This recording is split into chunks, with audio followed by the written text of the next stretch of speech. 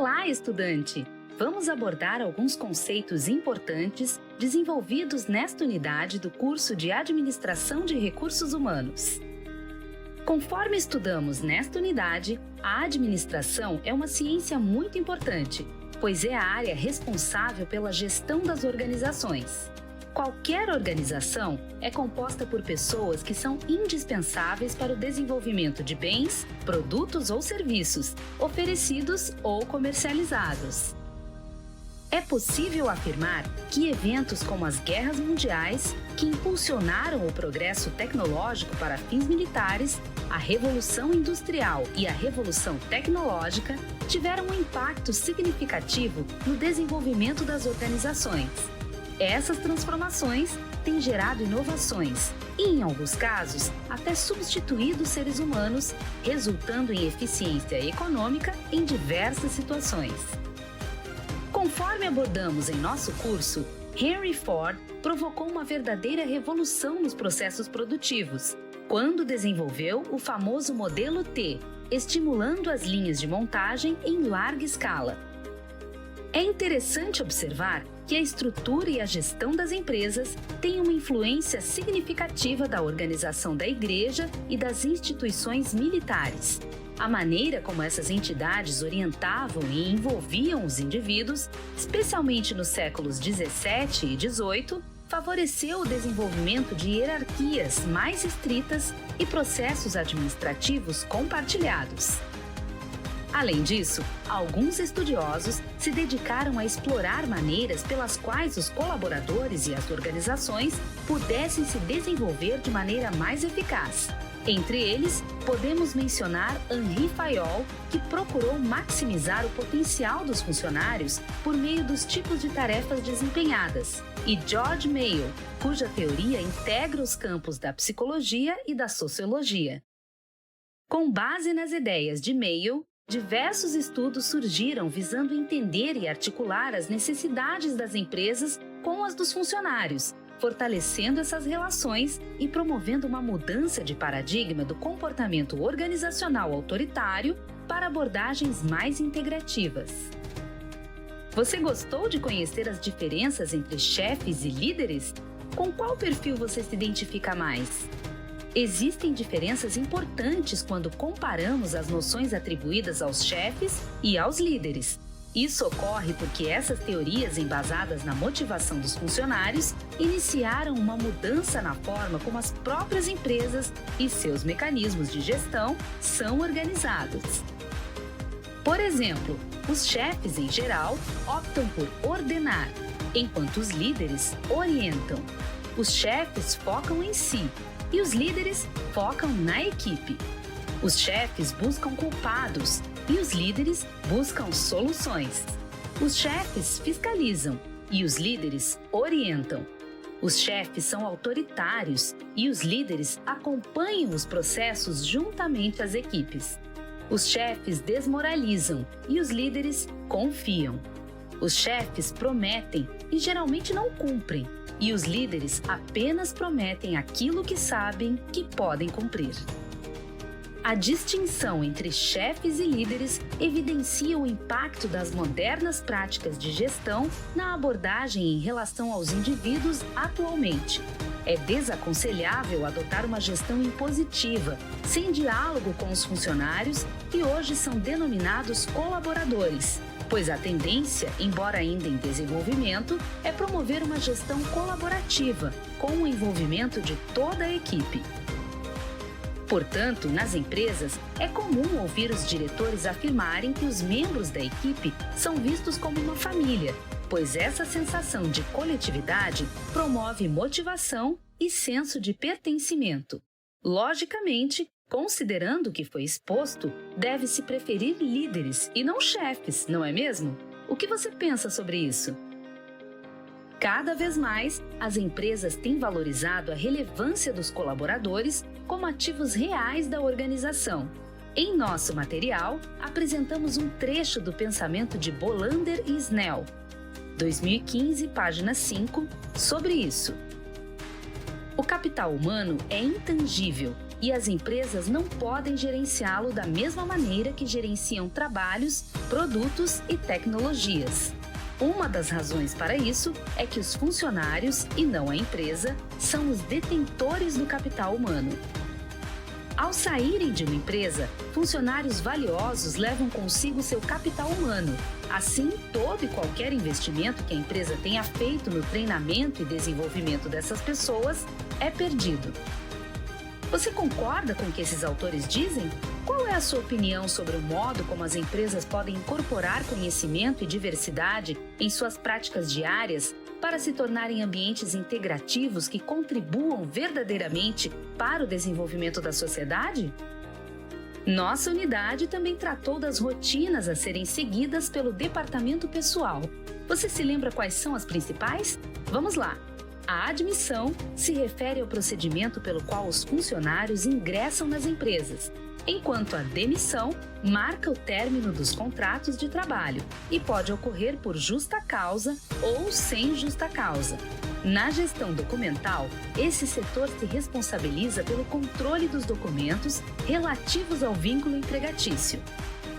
O departamento pessoal ainda realiza o acompanhamento das jornadas, deliberando sobre as escalas e as folgas, gestão de férias, controle das licenças, gestão de benefícios e folha de pagamento. Vamos aproveitar esse espaço e detalhar cada uma das funções apresentadas em nosso material para o departamento pessoal, a fim de aprofundar os conhecimentos acerca desse tema. Cabe ressaltar que existem alguns elementos importantes para a relação empresarial. Inicialmente, é importante lembrar que o empregador constitui a empresa que se apresenta como pessoa jurídica na relação de trabalho. Apesar de haver a direção e toda uma hierarquia que cuida dos processos empresariais, conduzidos por indivíduos, também contratados para representarem a empresa, a relação de trabalho se estabelece entre uma pessoa física e uma pessoa jurídica, a empresa. Por sua vez, o empregado é a pessoa jurídica dessa relação, que vende sua força de trabalho em troca de remuneração. Essa relação de trabalho envolve direitos, deveres, responsabilidades e benefícios previstos em lei. No Brasil, as relações de trabalho são conduzidas pela Consolidação das Leis do Trabalho, a CLT. Por fim, a relação de emprego, também chamada de vínculo empregatício, ocorre a partir da formalização em contrato, que materializa a relação entre o empregador e o empregado. A relação contratual envolve a assinatura da Carteira de Trabalho e Previdência Social, CTPS. Portanto, o departamento pessoal é responsável pelo controle e pela organização de diversas rotinas empresariais. A admissão corresponde à entrada de um novo funcionário na empresa, a título de contratação. Para isso, é imprescindível haver uma série de processos que levam à admissão propriamente. Um desses processos é o exame admissional, que envolve um verdadeiro exame médico para testar a aptidão ou a inaptidão do funcionário para o desenvolvimento de seu trabalho. Outro elemento importante é a assinatura da CTPS. O funcionário não pode iniciar suas funções sem antes realizar a assinatura da categoria, com elementos como a data de admissão, o salário, a função, entre outros. Por sua vez, a demissão representa a finalização do vínculo contratual. Assim como cuida dos processos para a admissão, na demissão, o departamento pessoal é essencial para garantir que todos os direitos e os deveres da empresa foram cumpridos e respeitados. O fim do vínculo empregatício pode ocorrer por vontade do empregado, por demissão por justa causa e por demissão sem justa causa, nos casos de aposentadoria, dispensa coletiva ou o falecimento do empregador. Cabe destacar que na demissão por justa causa, há algumas motivações que partem de ações que, se desempenhadas pelo funcionário, justificam essa finalização do vínculo. Dentre os principais motivos, destacamos a incontinência de conduta, a concorrência desleal, o abandono de emprego, os atos lesivos contra o patrimônio, como o furto, a condenação para cumprimento de pena privativa de liberdade, desempenho de funções, utilizando-se de negligência, a embriaguez, a violação de segredos da empresa, a indisciplina ou a insubordinação.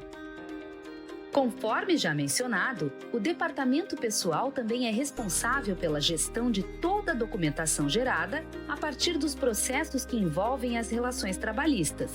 Esses documentos devem estar sempre atualizados e bem condicionados, porque contam toda uma história de vínculo a partir de formalização contratual. Consideramos pertinente ainda estabelecer algumas considerações sobre efeitos controlados por esse setor.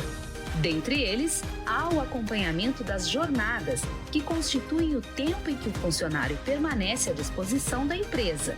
Em geral, a jornada é contada semanalmente, computando 44 horas semanais, divididas em 5 dias de trabalho e 2 dias de folga, geralmente aos finais de semana. Outro importante fato controlado pelo departamento pessoal é a gestão de férias. As férias correspondem a um período de descanso, em média de 30 dias a cada 12 meses de trabalho. As licenças, diferentemente das férias, também constituem um período de afastamento, mas que decorrem de algum evento externo previsto em lei, como a gravidez, que gera a licença maternidade. Você sabia que as colaboradoras que são mães podem se afastar por 120 dias? Em igual medida, os colaboradores que se tornam pais também podem fazer jus a 5 dias de afastamento. Por fim, a gestão de benefícios parte de uma série de direitos concedidos aos funcionários e impacta na melhora do desempenho, como o Vale Transporte, o Vale Refeição ou Alimentação, o Vale Cultura, os convênios médico e odontológico, auxílio creche, as bolsas de estudos, entre outros benefícios que podem ser distribuídos pelas empresas. Para finalizar nosso material, destacamos alguns cuidados que o departamento pessoal deve tomar para não haver problemas nos controles desenvolvidos pelo setor. Uma das principais responsabilidades, sobretudo na contratação de novos funcionários, é o exame admissional. Imagine se a empresa não realiza esse exame e o empregado, em decorrência de sua função, desenvolve uma doença. O exame admissional poderia deixar a empresa mais tranquila em relação a isso e corresponde a uma garantia, inclusive para o próprio funcionário, sobre sua capacidade de desenvolver seu trabalho tranquilamente. A retenção da CTPS também gera problemas para as empresas, uma vez que, caso elas permaneçam na posse do setor por mais de 48 horas, há previsão de multa. Outra responsabilidade muito importante são os cálculos sobre salários e benefícios pagos aos funcionários. O departamento pessoal deve cuidar com zelo para não haver registros que possam, principalmente, reduzir os valores aos quais os funcionários têm direito. É preciso que esse setor acompanhe as mudanças tecnológicas, buscando se informatizar sempre que possível com o devido treinamento dos funcionários do departamento pessoal. Ufa! Quantas responsabilidades o departamento pessoal tem em suas atribuições, não é mesmo? O que você achou do nosso curso e dos desdobramentos mostrados na história da administração de recursos humanos e nas funções do departamento pessoal? Caro estudante, chegamos ao final do nosso vídeo. Bons estudos! Olá, seja bem-vindo! Vamos aprofundar nossos conhecimentos sobre o tema de nossa segunda unidade? Nela, o nosso tópico é acerca do recrutamento e seleção. Como você imagina que as empresas preparam seus processos de recrutamento e seleção para a contratação de novos funcionários? O que você espera quando vê uma vaga de emprego ou quando é encaminhado para um processo seletivo? Como você reage às etapas que costumam compor esses processos? Para iniciar o nosso percurso pelos conteúdos desenvolvidos em nossa segunda unidade, explicamos que, apesar de serem complementares, os processos de recrutamento e seleção têm objetivos diferentes. No recrutamento, a empresa realiza o levantamento das necessidades e competências relativas a um cargo que está vago ou que se deseja criar para a efetivação de algum processo estratégico. É nesse momento que ela busca compreender de forma interna, olhando para si própria, as necessidades a serem supridas. Por sua vez, o processo de seleção envolve toda a publicação e divulgação das vagas decorrentes dessa indagação inicial sobre as necessidades a serem supridas. É nesse momento que elas se tornam públicas e passíveis de serem preenchidas. Lembramos a você que esse preenchimento pode ocorrer internamente, a partir do remanejamento de funcionários já contratados ou ainda externamente, com a contratação de novos componentes para o âmbito empresarial. Ao longo de todo o desenvolvimento de nosso curso de Administração de Recursos Humanos, ressaltamos de que modo o fator humano vem sendo entendido como um importante ativo organizacional, considerando as capacidades individuais dos funcionários e a potencialidade de sua contribuição com o avanço das empresas no segmento em que atua e na sociedade como um todo. Mostramos ainda que os processos de recrutamento e seleção ocorrem a partir de uma dinâmica de definição de perfis que sofrem um afunilamento em cada etapa. Percebam como a base da pirâmide possui um número maior em relação aos candidatos, em comparação ao topo. Vejam como é inviável, por exemplo, realizar a entrevista com 200 candidatos influenciados, ou seja, o número de candidatos para os quais chegaram as notificações sobre as vagas em aberto. Ao mesmo tempo, é preciso que haja mais candidatos influenciados, para que as próximas etapas possam transcorrer com maior tranquilidade. Por exemplo, a etapa da triagem e, posteriormente, a etapa das entrevistas. Assim, indicamos que a descrição e análise de cargos, caso seja realizada com efetividade, pode gerar resultados positivos para a organização, pois permite que se encontre com maior segurança os candidatos mais indicados para as vagas abertas. Já que estamos falando a respeito da efetividade dos processos de recrutamento e seleção, estabelecemos um adendo, reafirmando a importância da tecnologia nas rotinas empresariais. Sabemos que os recursos tecnológicos estão cada vez mais presentes em todas as esferas da vida humana, e no mercado de trabalho isso não é diferente. A partir do termo e-recrutamento, é possível realizar a divulgação das oportunidades de trabalho, fazer a triagem dos candidatos e desenvolver com eles a avaliação e seleção. A utilização desses recursos favorece a diminuição dos custos com o recrutamento e seleção nas empresas, oferecendo dinamicidade aos processos. Imagine você, como profissional de recursos humanos, podendo realizar entrevistas ou treinamentos a partir da utilização de ferramentas de videochamada, por exemplo? Pense em quantas pessoas é possível alcançar com as ferramentas digitais em contraposição aos morosos processos presenciais? Note-se que aqui não estamos afirmando que a tecnologia é uma solução para todas as questões da vida prática. Estamos apenas reiterando que nos processos em que se é possível o seu uso, devemos aproveitar as suas potencialidades. Além do mais, ainda há profissões que não estão adequadamente conectadas e, por isso, a administração de recursos humanos deve levar em conta que muitos profissionais, infelizmente, ficam de fora dos processos seletivos em decorrência da exclusão digital. Aqui, chamamos sua atenção para outra questão. Com a pandemia da Covid-19, esse avanço da utilização dos recursos digitais em diferentes esferas da vida sofreu uma ampliação. Tivemos como uma medida de prevenção ao vírus o trabalho em home office, que literalmente significa a construção de escritórios nas residências dos funcionários. Ou seja, trabalhando em casa como medida preventiva, muitos profissionais adentraram em um novo regime de trabalho que, mesmo após o fim da situação pandêmica, perdura. Porém, assim como tudo na vida, o home office tem suas vantagens e desvantagens, não é mesmo? Você consegue verificá-las? Vejamos algumas delas a seguir. Enquanto trabalhar em casa aumenta a flexibilidade diminuindo o decurso entre as residências dos funcionários e as empresas, além de promover a autonomia na deliberação das tarefas. Ao mesmo tempo, o home office gera conflitos entre a vida profissional e pessoal, influenciando-se por possíveis falhas na tecnologia e diminuindo a motivação. O que você pensa sobre o home office? Vê mais vantagens ou desvantagens? Compartilhe conosco suas opiniões sobre a temática.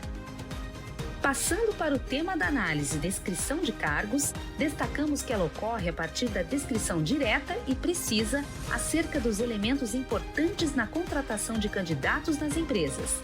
A descrição de um cargo leva em conta as atribuições indispensáveis para as empresas, ou seja, aquelas aptidões esperadas para que se possa assumir determinada função. Os funcionários entregam certos valores que são aproveitados pelas companhias na geração de valor. Nesse sentido, a gestão de competências compreende os conhecimentos adquiridos pelos candidatos, que consistem em conhecimentos técnicos, a escolaridade ou as especializações relativas às funções desempenhadas. Para que você possa entender melhor, exemplificamos os conhecimentos como sendo a capacidade de saber algo. Se uma empresa está interessada na contratação de um técnico de TI, por exemplo, espera-se que o candidato tenha formação em ciências da computação. Por sua vez, as habilidades compreendem a capacidade desenvolvida a partir das experiências construídas ao longo da trajetória profissional. Dessa forma, não basta que o profissional apresente a formação adequada.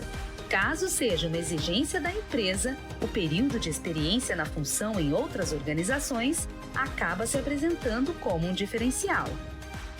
Já as atitudes remetem à capacidade de solucionar problemas relativos à função. Um profissional que se formou em ciências da computação e tem experiência em um laboratório de informática de uma empresa, certamente saberá realizar a manutenção de computadores, por exemplo. Você é capaz de perceber essas diferenças? Consegue entender o quão importante é o alinhamento entre os conhecimentos, as habilidades e as atitudes? Além disso, destacamos os requisitos necessários para a definição dos cargos, como os mentais, os físicos e as responsabilidades e condições de trabalho. A seguir, iremos listar para você cada um deles. Os requisitos mentais dizem respeito às habilidades adquiridas para o desempenho das funções relativas aos cargos. Um exemplo deles é a formação acadêmica. Além disso, destacamos a capacidade de adaptação e a proatividade. Por sua vez, os requisitos físicos se referem às aptidões pertinentes ao cargo. Assim, considera-se a acuidade visual, as habilidades motoras ou a capacidade de concentração. Por fim, as responsabilidades e as condições de trabalho levam em conta aquilo que as empresas podem oferecer em termos de estrutura para o desenvolvimento das funções. Nesse quesito, é essencial que as condições de trabalho estejam garantidas aos funcionários, sobretudo nos casos em que são desenvolvidas as funções insalubres. Temos então um exemplo de oferta de vaga. Gostaríamos que, com base na imagem compartilhada, você percebesse os elementos indispensáveis à composição do cargo ao qual se deseja preencher. Observe os campos responsabilidades, conhecimentos, habilidades, atitudes e pontos essenciais. Você consegue notar a importância de indicações precisas sobre o tipo de profissional que se deseja atrair a partir de um anúncio de oferta de vaga como este? Para finalizar nossa exposição, abordamos, assim como no material, algumas características dos contratos que podem ser firmados entre empresas e funcionários ou prestadores de serviços. Você sabe quais são os tipos de contrato previstos? Vamos descobrir? Primeiramente, temos a modalidade mais habitual, o contrato por prazo indeterminado.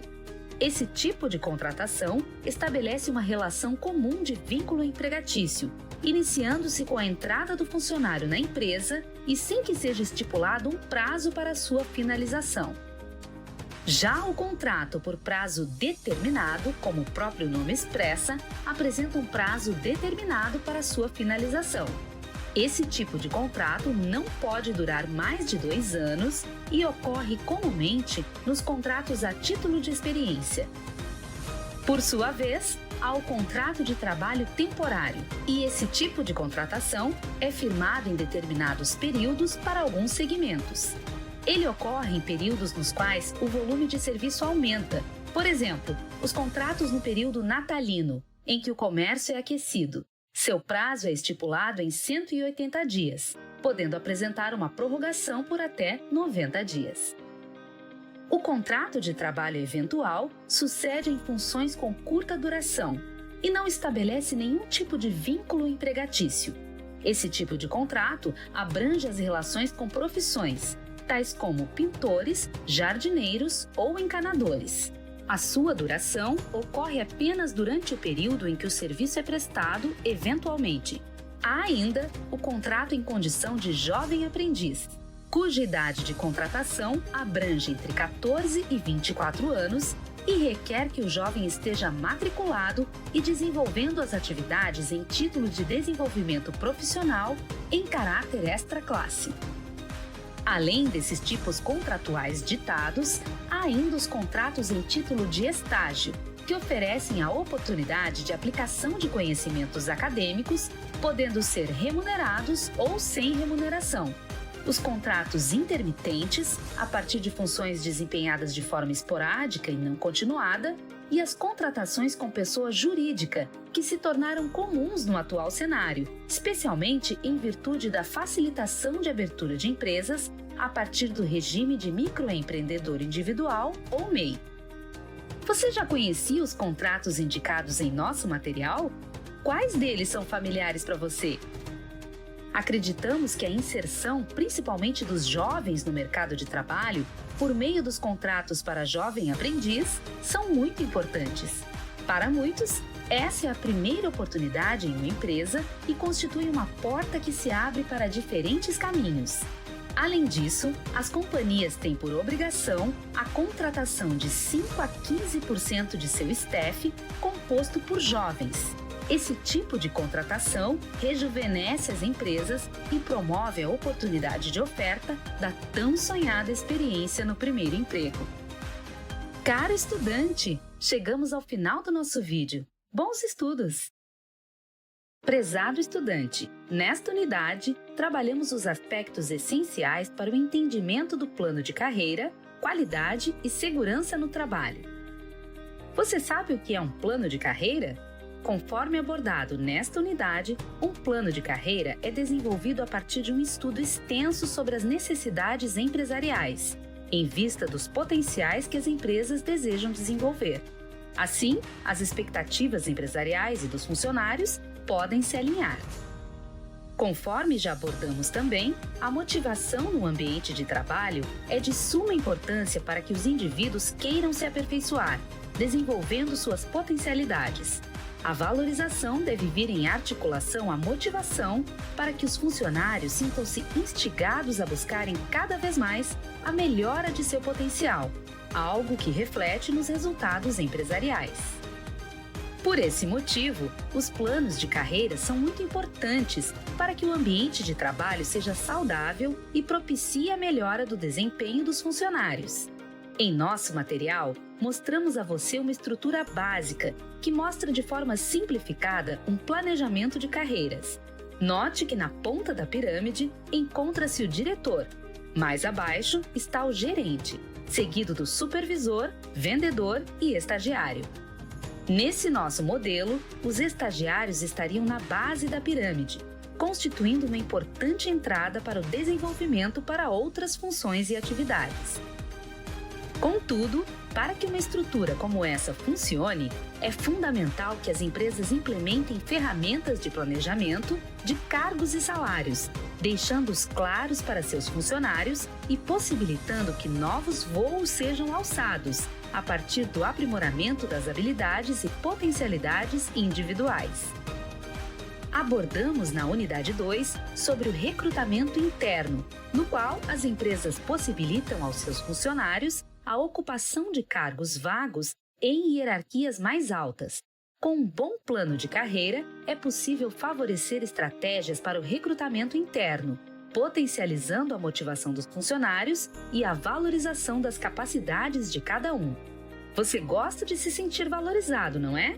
Pois bem, imagine a possibilidade de crescer dentro da empresa que já trabalha a partir de seu empenho e formação? Temos falado muito de motivação, não é mesmo? Mas você consegue imaginar como esse fator é importante em nossa disciplina? Mostramos a você a pirâmide das necessidades de Maslow, um psicólogo americano que desenvolveu 5 categorias, a partir das quais os indivíduos podem se envolver cada vez mais, motivando-se e ascendendo a níveis mais altos cada vez que suas necessidades anteriores estão satisfeitas. A partir da pirâmide de Maslow, vemos que na base da pirâmide estão as necessidades fisiológicas, seguidas das necessidades de segurança, necessidades sociais, necessidade de estima e necessidade de realização, o nível mais alto da pirâmide.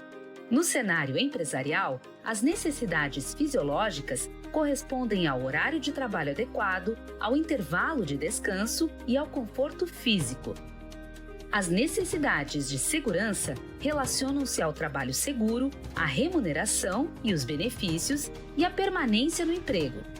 Para as necessidades sociais, é fundamental a amizade com os colegas, a interação com os colegas e a liderança amigável. Sobre as necessidades de estima, os indivíduos esperam o reconhecimento, a responsabilidade, o orgulho e o reconhecimento e as promoções. E, por fim, as necessidades de autorrealização indicam que o trabalho seja desafiador, os indivíduos possam desempenhar suas funções autonomamente, participando das decisões e investindo em seu crescimento pessoal. Em relação a essas necessidades, as empresas podem contribuir para que cada tipo seja desenvolvido, favorecendo a motivação dos funcionários e proporcionando valor às organizações, uma vez que as pessoas são o maior ativo empresarial. Você concorda? Assim, abordamos o desenvolvimento da carreira e as estratégias para a melhora do desempenho dos indivíduos, passando, sobretudo, pela formação. A busca pela formação favorece o alcance de níveis mais altos nas hierarquias empresariais. Quem não quer se sentir valorizado, não é mesmo? Ressaltamos que a valorização salarial é um importante componente dessa estrutura, mas não constitui uma garantia única. A valorização salarial é um dos aspectos de motivação e funciona muito bem quando aliado a outros fatores, como a aceitação das diferenças no ambiente empresarial, com respeito e impulso na realização de formações e aperfeiçoamentos. Abordamos ainda sobre os planos de carreiras, os setores estratégico, tático e operacional. É fundamental que os funcionários tenham em mente o funcionamento pleno das organizações, compreendendo cada cargo e função e assimilando a capacidade de ascensão em níveis superiores. As funções estratégicas dizem respeito à definição das metas e missões empresariais. São cargos de direção e grande capacidade de influência nos processos decisórios. As funções táticas auxiliam na implementação das decisões dos setores estratégicos. Eles andam juntos e articulados. São os supervisores que funcionam como mediadores entre os setores estratégico e operacional. Por fim, o setor operacional desempenha atividades de natureza técnica. Se pudéssemos dividir esses setores ao longo de uma pirâmide, os cargos de responsabilidade estratégica estariam no topo, enquanto os cargos operacionais estariam em sua base, fazendo com que as estratégias empresariais funcionem na linha de frente das atividades desenvolvidas. Ah, e aproveitando que é nosso tema, você sabe que a progressão das carreiras pode se dar por diferentes meios, não é? Há a estrutura em linhas, que promove a evolução vertical, a estrutura em rede, com maior flexibilidade de desenvolvimento, dependendo das aspirações dos funcionários. A estrutura paralela, considerada ainda mais flexível.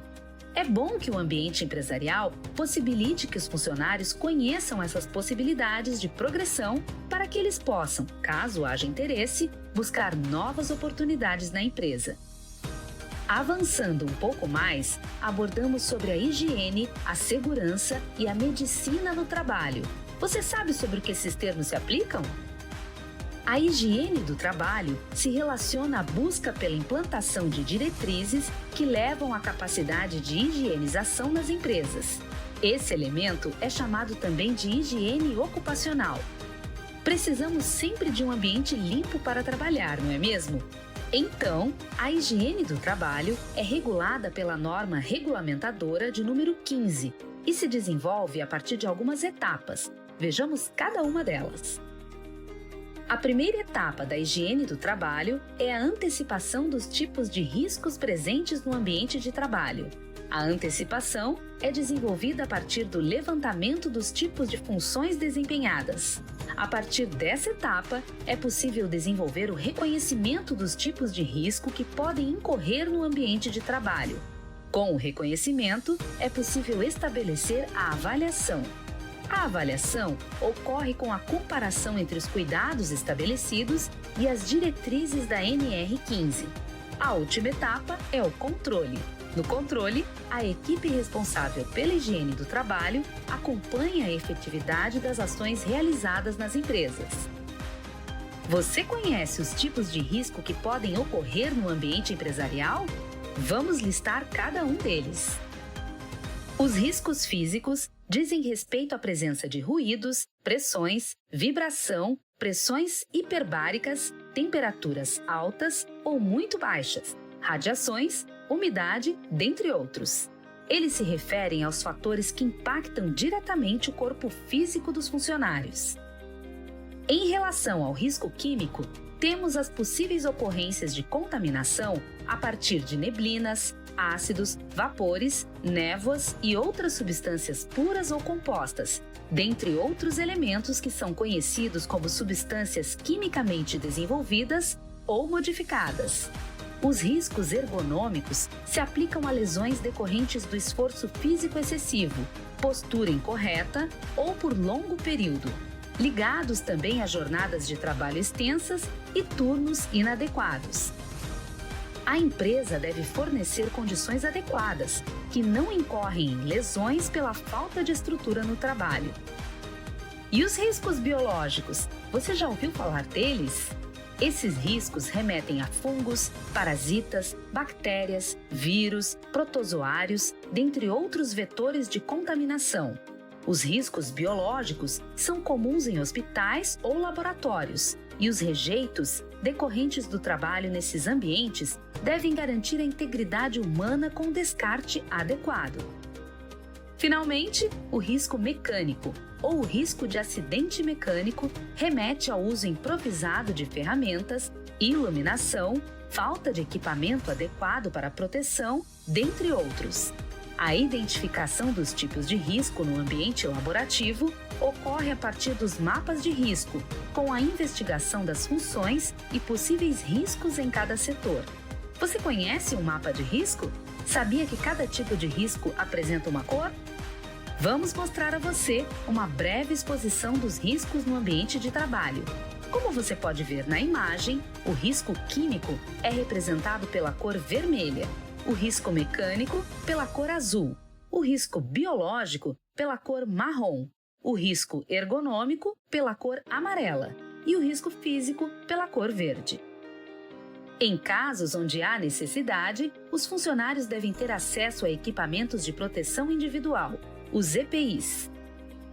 Além disso, como já ressaltamos, a destinação correta do lixo é fundamental para que a higiene laboral seja promovida. Apresentamos nessa unidade também a noção de insalubridade, que se constitui a partir da presença de algo nocivo, diretamente relacionado às funções laborais. O trabalhador que desenvolve atividades insalubres recebe alguns benefícios perante a Justiça do Trabalho, que são o adicional de insalubridade, um acréscimo no salário e, se for o caso, a redução da jornada de trabalho para a diminuição do tempo de exposição aos agentes nocivos ou insalubres. Vimos em nosso material as responsabilidades das empresas em relação à proteção e garantia de direitos aos funcionários. Você sabe o que caracteriza um acidente de trabalho? vamos finalizar nosso vídeo abordando alguns elementos a partir dos quais a medicina do trabalho deve apresentar soluções. Os acidentes de trabalho são ocorrências que impactam a integridade física e psíquica dos trabalhadores. A NR4 indica os elementos para a investigação e controle dos acidentes de trabalho. A investigação dos acidentes auxilia, inclusive, na prevenção dos eventos adversos.